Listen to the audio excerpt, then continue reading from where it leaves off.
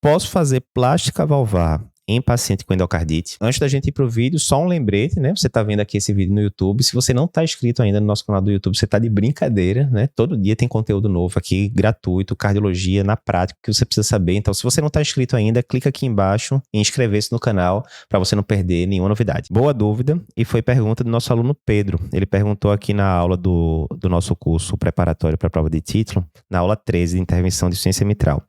Ele perguntou o seguinte: sobre o reparo de válvula mitral nos casos de perfuração por endocardite, né? Eu lembro de já ter discutido isso na época da residência, né? E geralmente, quando você tá lá com a perfuração da válvula, se você fizer apenas plástica, isso não pode perpetuar o foco infeccioso, né? E aí, principalmente eu tô colocando ali, tô ponteando, tô colocando PET, alguma coisa do tipo, que possa ser material para se assestar a bactéria continuar. Como é que fica isso? Então, boa pergunta. Dando o contexto geral, né? A gente sabe que tem algumas situações que evoluem bem fazendo plástica valvar, né? Se a gente vai para insuficiência mitral, por exemplo, o caso clássico, aquele paciente que tem prolapso da cúspide posterior da mitral, né? Por que plástica é melhor nesses casos?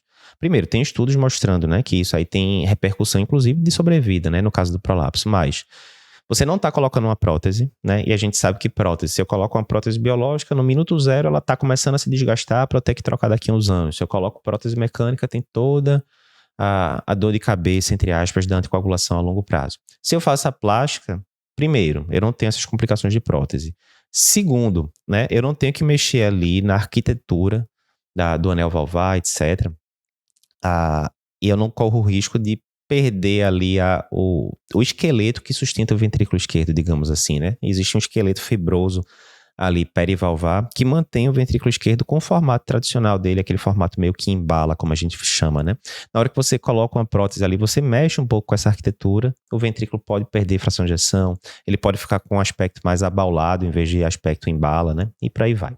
Então, plástica realmente, se for factível, é o ideal, por exemplo, na insuficiência mitral. Lá na aula de intervenção de mitral, a gente comentou cenários em que a plástica vai bem e cenários em que a plástica não vai bem. O cenário clássico em que a plástica vai bem é justamente esse, do prolapso da válvula mitral, principalmente cúspide posterior, principalmente segmento P2, etc. Mas tem outros cenários que a gente pode colocar. E um deles, né, que não foi a gente que inventou, tá lá no Brown, está lá, perfuração por endocardite. E aí é natural a pessoa se fazer essa pergunta aqui que nosso aluno Pedro fez. Pô, mas vai dar certo isso? Você tá lá em vigência de endocardite aguda, com a perfuração lá, com bactéria presente, você vai pontear, vai colocar... Vai dar certo isso?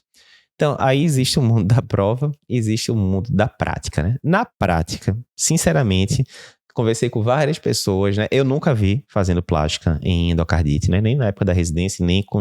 Enfim, centenas de casos que eu vi de pós-operatório depois da residência. Conversei com vários amigos clínicos que acompanham pacientes valvopatas, cirurgiões que operam pacientes valvopatas e, sinceramente, não vi basicamente nenhum caso de plástica valvar. Então, para a prática, né, normalmente vai ser troca valvar e ponto final. Mas, aí é a velha história que a gente fala, não brinque com a prova. Não brinque com a prova. Inclusive, essa questão já caiu outras vezes. Então, lá no Brown está escrito isso, né? No capítulo de valvopatia. E qual seria a lógica, teoricamente? Você está lá com uma válvula totalmente destruída, com claramente bactéria presente assim ainda, né? Talvez até abscesso, aquela coisa ali e tal. Você fazer plástica realmente seria difícil. Mas às vezes você tratou o paciente com antibiótico, terminou não operando de cara, né? Você, entre aspas, esfriou o processo, vai ter que operar o paciente, não porque ele está com infecção refratária, mas é porque ele ficou com a válvula destruída e está com insuficiência cardíaca secundária à valvopatia, né? E aí seria mais ou menos nesse contexto, né, que o livro coloca lá que você poderia considerar.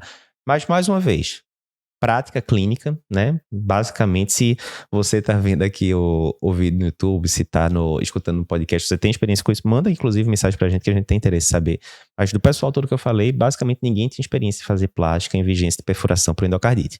No livro, contudo, no Brown, que é referência para a prova de título, tá lá escrito. Isso já caiu previamente em prova de título, então é o tipo de coisa que você não vai brigar muito com a questão, né? Geralmente, quando ele colocar isso, ele vai colocar outra opção que claramente não vai bem com plástica e, né, aí você vai tender a não perder um ponto ali garantido da prova por causa disso. Fica ligado, vida é vida, prova é prova. Geralmente, existe uma superposição. O que ele pede na prova é o que a gente faz no dia a dia, é o que está nas diretrizes, etc. Mas, vez por outra, ele vai pedir essas coisas mais peculiares, né? Que a gente não vê muito na prática, mas que está lá nas referências citadas. E aí, você vai fazer o quê? Hashtag joga o jogo, hashtag não brigue com a prova. A gente fala isso direto para os nossos alunos do curso do TEC. Não vai brigar com a prova. Joga o jogo, garante sua questão e vai para a próxima. Olá, que bom que você gostou desse vídeo que acabou de ver, um videozinho mais curto. Se você tem interesse em outros vídeos curtos do Cardio Papers, eu vou te indicar esse daqui.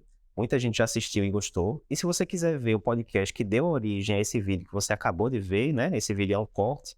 Para ver o episódio completo, clica aqui na esquerda e você vai conseguir ver o episódio completo do podcast.